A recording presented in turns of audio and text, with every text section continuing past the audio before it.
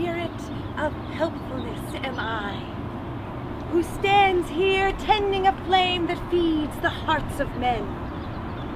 Come hither, child with lonely eyes. Fear not to take and hold this flickering torch. A sign it is, and a symbol of the fire that soon will grow within thy heart.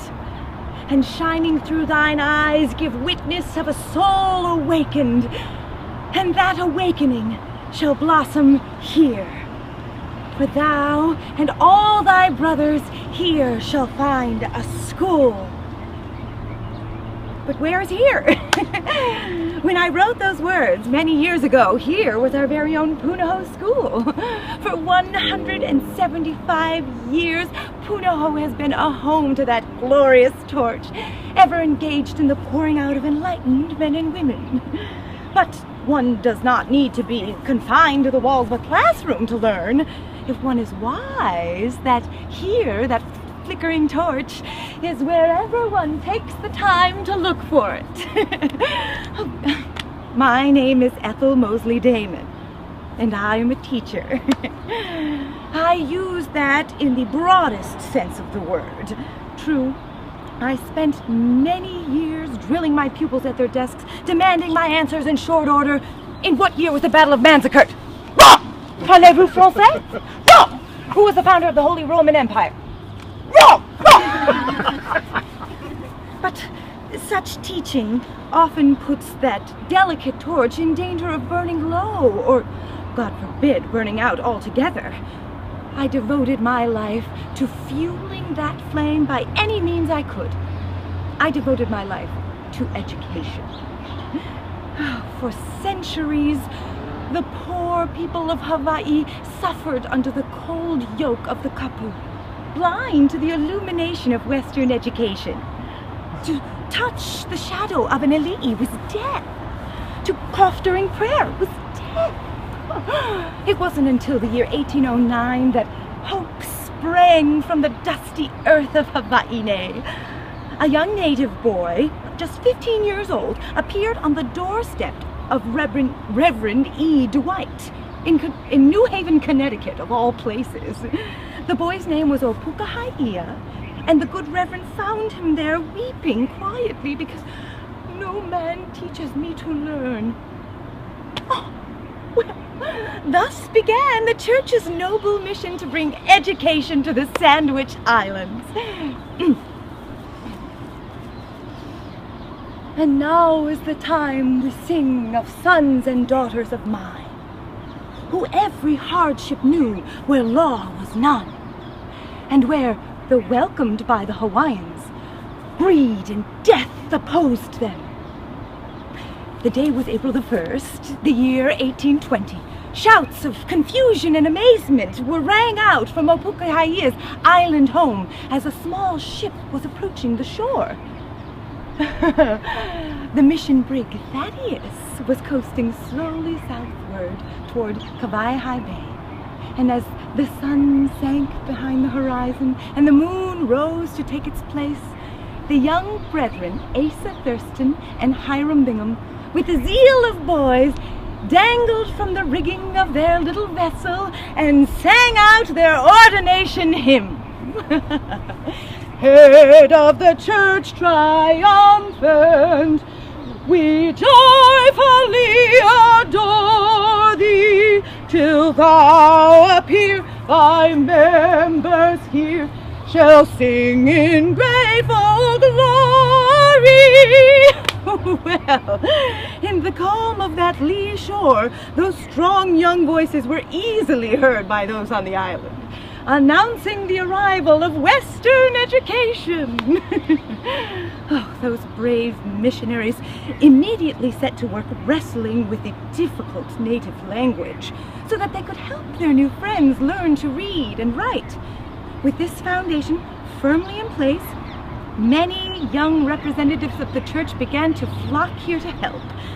One of those reinforcements was my grandpa, the Reverend Samuel Chenery Damon.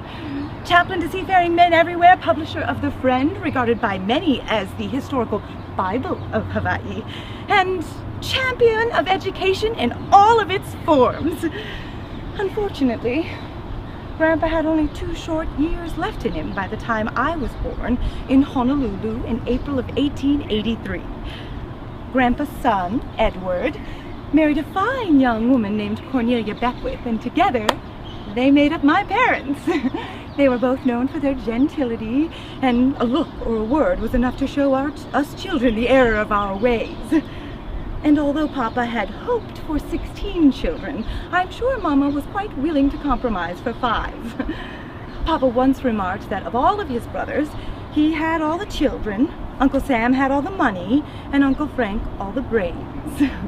Well, I was ready to give Uncle Frank a run for his money when it came to smarts.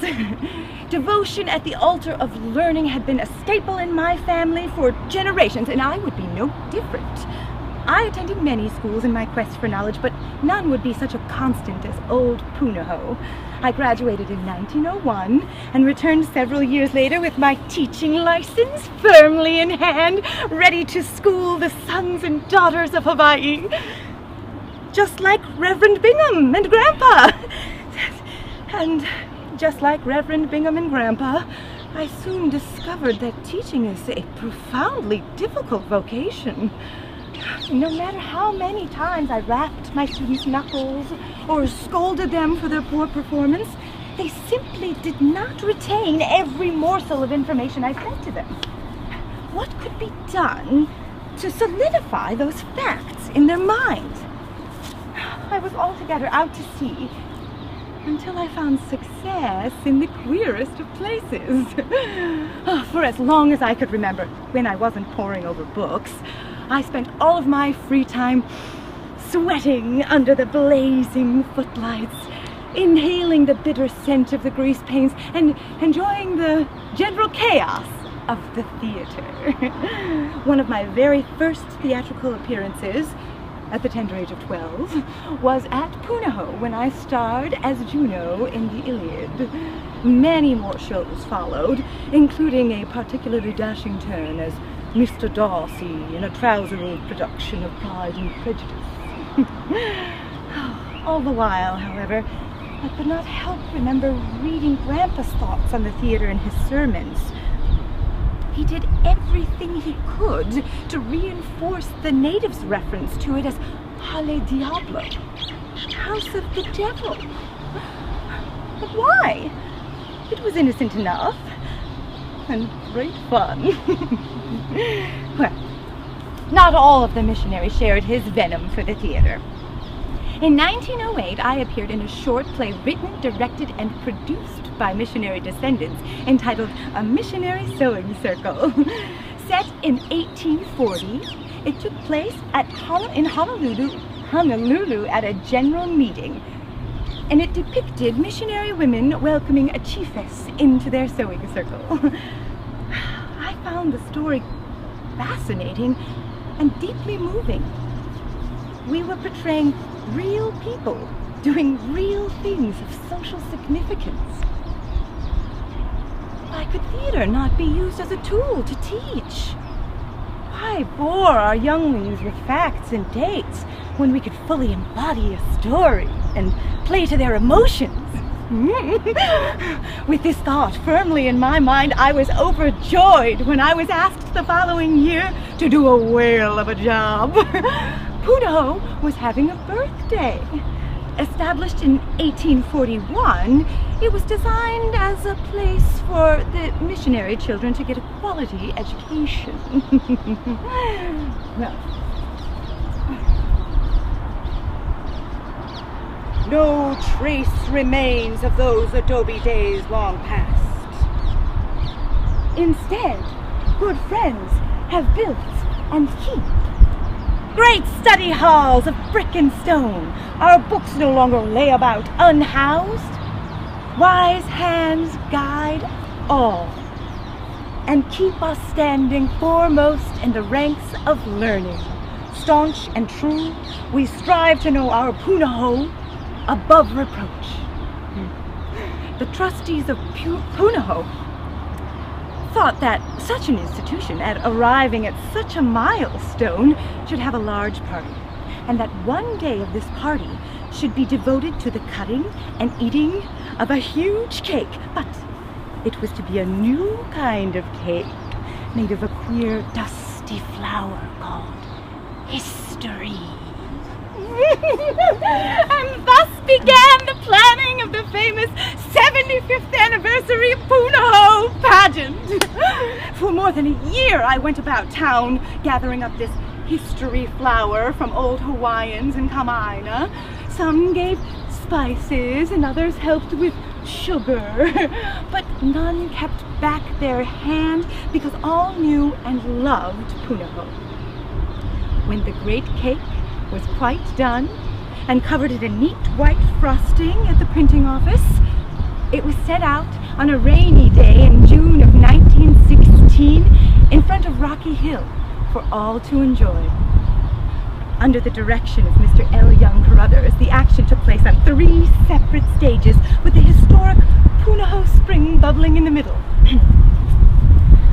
Garbed in filmy robes and bearing aloft the flame of knowledge, I entered as the spirit of education, sort of a Greek chorus linking all of the parts of the story, and spoke many of the words I have uttered here this evening. I would not be the last performer to grace this stage. Nearly 1,600 more would follow, many of them actual relatives and descendants of the characters they were portraying. Oh, the costumes! A never-ending kaleidoscope of color that led a very personal touch and the quaint gentility of fading daguerreotypes. Both Hawaiians and missionaries alike stood proudly conscious of a rich heritage, awake to the mistakes of the past, but far more keenly alive to their achievements and aspirations. It was the most elaborate spectacle ever undertaken by an educational institution in the United States, and one of the most authentic plays ever performed on the islands. I was a fine baker, if I do say so myself. Oh, I only wish Grandpa could have been there to see it. I believe we would have changed his tune on the theater. Well, as proud as I was of my theatrical and educatory efforts, it became clear that I was needed elsewhere. In 1917, I went to New York and enlisted in the canteen service of the American Red Cross. Thankfully, I was stationed far from the front in Le Havre, France, where I would care for and teach children, refugees of the carnage, under the watchful eye of my cousin and dear friend, Miss Mabel Isabella Wilcox. With the war over, in late 1918, I was relieved of my duties and decorated by the Queen of Belgium with the prestigious Order of Elizabeth Award for my efforts. It was with great relief that I returned to the islands, where I would remain for the majority of my days, with Cousin Mabel and a bevy of cats. For the next 40 years, I leapt to work, drafting page after page, some dramatic and some otherwise. My vocation was teaching. My avocation was the writing of Hawaiian history. I wrote about everything that interested me. Early Hawaiian churches, biographies of upstanding Hawaiian citizens, even the history and development of Hawaiian music. Perhaps my most famous publication was entitled Koamalu, a story of pioneers on the island of Kauai and of what they did in that island garden. In 2 volumes. I left brevity to Mr. Thrum if he must have it. Published in 1931, Koamalu is even today regarded as one of the most reliable records of the history of Kauai. And why wouldn't it be? It is made up mostly of the actual letters and journal musings of Mabel's Kauai ancestors. For a time, I devoted my energies to organizing history so that others could learn more easily. I acquired a large collection from George Carter, a former governor of the territory, that would become the basis for the Hawaiian language book collection of the Hawaiian Mission Children's Society. I even served as its librarian. But in my mind, my greatest achievement was the completion and publication of a biography of my wonderful grandpa. Would that I could ask him how it was to teach in those bygone days.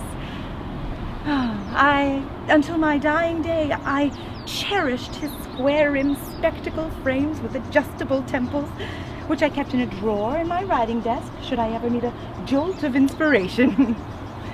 It has been nearly 100 years since I was asked by Punahou and my missionary relatives to write another commemorative play script, The Romance of Reality, to celebrate the 100th anniversary of the arrival of the Protestant mission in Hawaii. Oh, even then, I marveled at how different the world was. No longer must the patient pioneer call home a house of mud and thatch, nor wait throughout many months for word of distant friends. No longer separate and isolated is our island home, but linked to Great America. It stands as sentinel where across all roads, east and west, and north and south, finger and hand upon the vibrant pulse of half the world. My play, depicting the trials and tribulations of those first missionaries, was dedicated to the graduating class of 1920 at Punahou Academy, whose members were not altogether unlike those brave missionary pioneers of 1820, turning their faces towards the more intense, more exacting light of a new century. And yet, the educational foundation laid down by the cooperation of many generations, Reverend Bingham and his brothers, Grandpa, the teachers at Punahou, and even myself, remains strong and uncracked. This old girl's getting jittery, so I must stop lest I embark on a long historical treatise, not unlike some of Grandpa's old sermons. I suppose the gist of it all is this: never stop learning. And perhaps more importantly, seek to learn in a way that brings you joy. Books and pencils not your thing.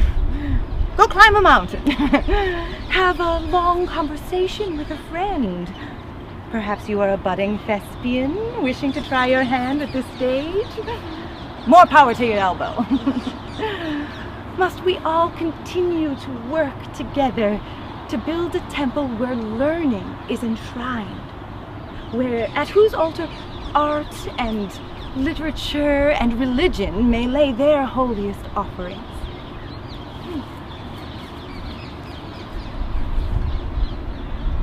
And so the spirit of Punahou spring comes out from shadowy years to look ahead, to warn, revive, inspire our hearts anew.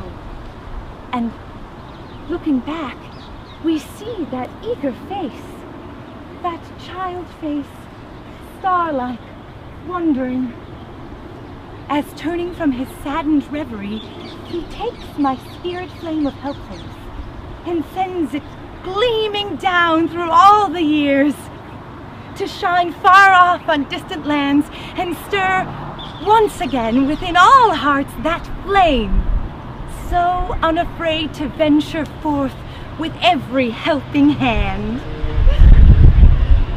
Good night, everyone, and God bless.